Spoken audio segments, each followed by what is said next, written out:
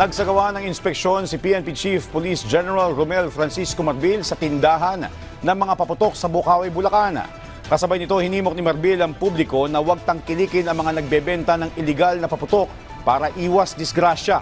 Kasama sa mga paputok na ipinagbabawal ang mga overweight o may mahigit 0.2 grams na explosives. Sobrang laki o oversized na mga paputok, may fuse o mitya na sobrang liit na nauubos bago ang 3 segundo o sobrang haba naman na mahigit sa 6 na segundo bago matapos. Mga imported at walang label na paputok at mga paputok na may sulfur o phosphorus na inihalo sa chlorates. Kabilang dito ang Goodbye Philippines, Goodbye Chismosa, Plapla, Christine, Karina, Bin Laden, Tuna, Piccolo, Ulysses, Yolanda, King Kong at Pepito.